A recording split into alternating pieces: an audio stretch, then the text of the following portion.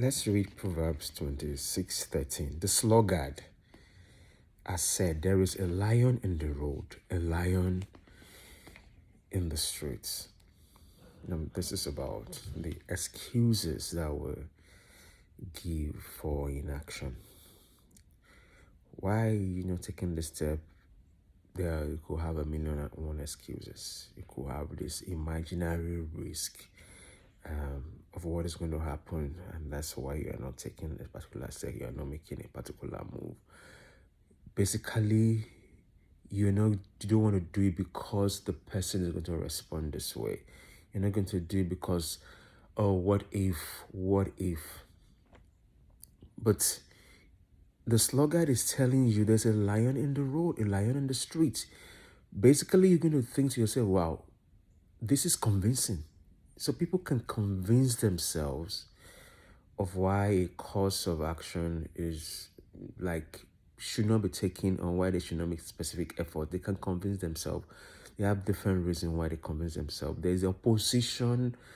The lion can stand for opposition. The opposition is so great. Why should I even try? I'm coming from a point of so much disadvantage. Why should I even make the effort? And so the Bible is not taking this excuse. The Bible is saying, look, this is a way to astray who I am, who we are.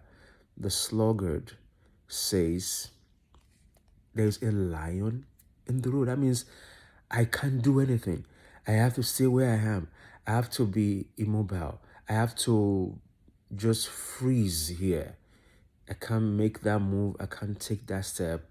I can't make those advances because it's so risky. Something bad can happen. That is a very funny kind of way to think, because you're thinking of, oh, what if this will happen? You created scenarios in your head that don't exist anywhere else except in your head. Nobody can verify that there's a lion in the street. If there's a lion on the street, nobody needs to be. You don't need to tell me that there's a lion on the street. A lion on the street is not. It's not something private. Not a private occurrence.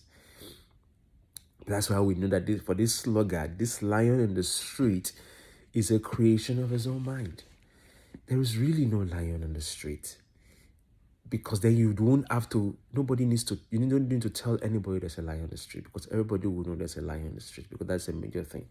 But the lion in the street mindset is in the mind. It's the excuse, is the reason for the inaction, is the reason for not going the extra mile, is the reason for not taking the extra step, is the reason for not making that move, is the reason for not advancing, is the excuse where you want to create a pity party for yourself. You want to put yourself in the class of people to be pitied, the class of people that are needy, rather than people that are making the advances. So let's drop the excuses. Let's drop the false reasoning that will oppose us. And Jesus Christ takes it to the false reasoning that will oppose us on the way to doing the will of God.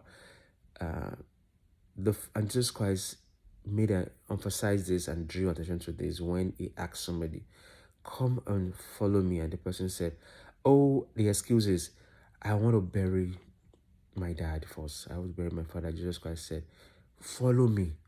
Let the dead bury their dead. No excuse is acceptable. Take that ministry motion. Take that ministry move. Time is of the essence.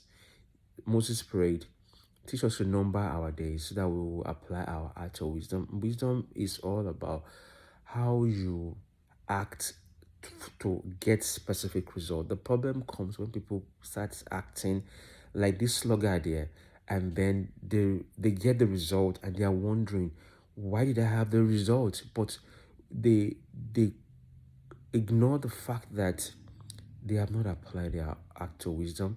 They have not taken the right action at the right time. They have not made the right moves at a particular time, and that there are consequences.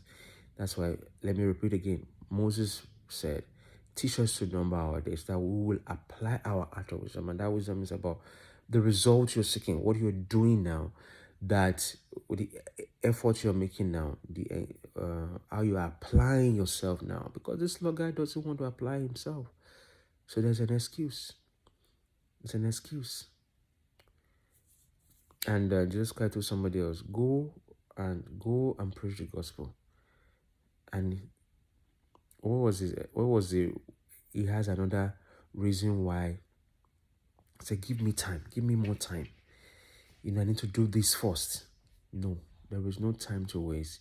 You need to go about the master's business. You need to start engaging yourself, engaging your mind, engaging your spirit now. Sow into the spirit, because there will be an harvest. And you don't want to have wasted your time sowing nothing or sowing the wrong fruit, because there will still be an harvest. God bless you. See you tomorrow.